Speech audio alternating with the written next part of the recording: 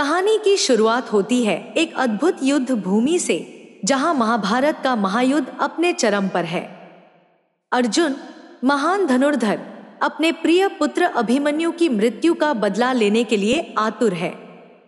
उसकी प्रतिज्ञा है कि वह सूर्यास्त से पहले जयद्रथ का वध करेगा, अन्यथा वह स्वयं अग्नि समाधि ले लेगा। यह प्रतिज्ञा उसके लिए एक नई चुनौती के रूप में खड़ी है, क्योंकि जयद्रथ की रक्षा में कौरवों की पूरी सेना और उनके महारथी खड़े हैं। लेकिन अर्जुन अपने प्रण में दृढ़ है। उसके सारथी भगवान श्री कृष्ण, जो उसे हर कदम पर मार्गदर्शन देते हैं, उसे याद दिलाते हैं कि कर्म हमारे हाथ में है, लेकिन उसका फल हमारे वश में नहीं। वे अर्जुन को यह भी समझाते हैं कि सूर्य का उदय और अस्त भी उसके नियंत्रण में नहीं है, लेकिन अर्जुन को यकीन है कि वह अपनी प्रतिज्ञा पूरी करेगा।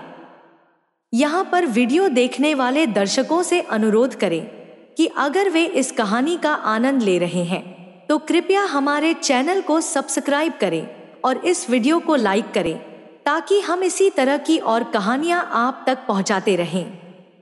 कृष्ण अर्जुन को बताते हैं कि प्रतिज्ञाओं में बांधने से मनुष्य की स्वतंत्रता कम हो जाती है। उन्होंने अर्जुन को समझाया कि पिता भीष्म, मझले भाई युधिष्ठिर और अब स्वयं अर्जुन भी प्रतिज्ञाओं में बंधे हुए हैं। लेकिन अर्जुन का सवाल सीधा था, क्या अभिमन्यु के साथ छल करना धर्म के विरुद्ध नहीं था? एक बालक के साथ 7 महारथियों का युद्ध करना क्या उचित था? यह प्रश्न अर्जुन के मन में बार बार उठता है। श्री कृष्ण उसे बताते हैं कि जयद्रथ महादेव के वरदान का कवच पहनकर युद्ध कर रहा था और उसकी रक्षा स्वयं भगवान ने की थी। यह वरदान जयद्रथ को सुरक्षा प्रदान करता था और भगवान से कोई भी कार्य अनजाने में नहीं होता। अर्जुन को यह समझ आ जाता है कि जयद्रथ का वध जरूरी है, लेकिन उसके लिए उसे अपने कर्म पर ध्यान देना होगा।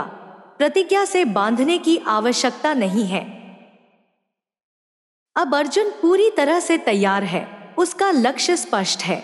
वह किसी भी परिस्थिति में जयद्रथ का वध करना चाहता है। उसके सामने गुरु द्रोण और अन्य महारथियों की दीवार खड़ी है, लेकिन अर्जुन अडिग है।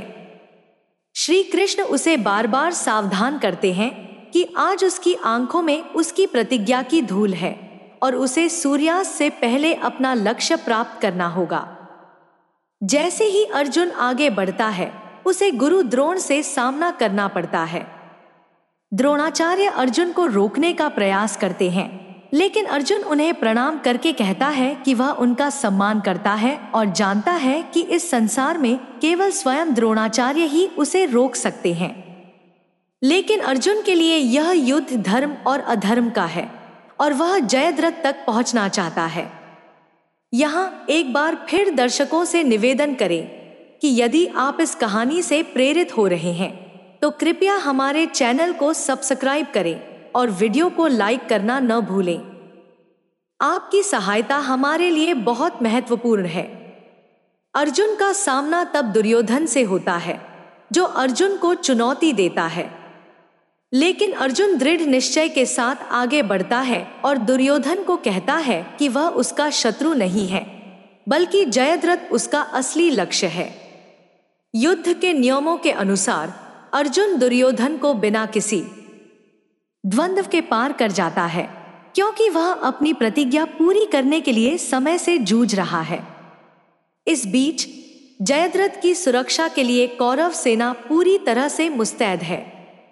दुशासन और अन्य कौरव यह समझ रहे हैं कि अगर अर्जुन सूर्यास्त से पहले जयद्रथ का वध नहीं कर सका तो उसकी अग्नि समाधि निश्चित है। लेकिन अर्जुन अपनी तीव्र गति से कौरवों की सेना को चीरते हुए जयद्रथ की ओर बढ़ता है। श्री कृष्ण अर्जुन को समझाते हैं कि जयद्रथ के सिर को काटते समय सावधानी बरतनी होगी, क्योंकि जयद्रथ के पिता ने उसे एक वरदान दिया था कि जो भी उसके सिर को काटकर जमीन पर गिराएगा, उसका अपना सिर विस्फोट हो जाएगा।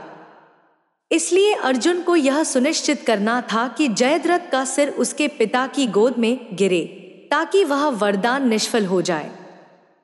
यह सुनकर अर्जुन ध्यानपूर्वक अपने बाण की दिशा तय करता है और अपने अद्वितीय धैर्य और कौशल से बाण चलाता है। जयद्रथ का सिर उसकी गोदी में गिरता है और उसके पिता का वरदान निष्फल हो जाता है। इस प्रकार अर्जुन अपनी प्रतिज्ञा पूरी करता है और अभिमन्यु की आत्मा को शांति प्रदान करता है। जैसे ही अर्जुन अपने विजय की ओर बढ़ता है, युद्ध भूमि में एक नया मोड़ आता है। कौरव सेना टूटने लगती है और पांडवों की विजय सुनिश्चित होती है। अर्जुन की प्रतिज्ञा और उसकी अद्वितीय धनुर्विद्या ने उसे विजयश्री दिलाई। दर्शकों से एक बार फिर आग्रह करें कि यदि आपको यह कहानी पसंद आई हो तो कृपया हमारे चैनल को सब्सक्राइब करें और वीडियो को लाइक करें। आपके समर्थन से हमें और भी प्रेरणा मिलेगी ताकि हम आपके लिए ऐसे ही अद्वितीय और रोचक कहानियां ला सकें। कहानी के अंत में अर्जुन के साहस और दृढ़ संकल्प की प्रशंसा होती है।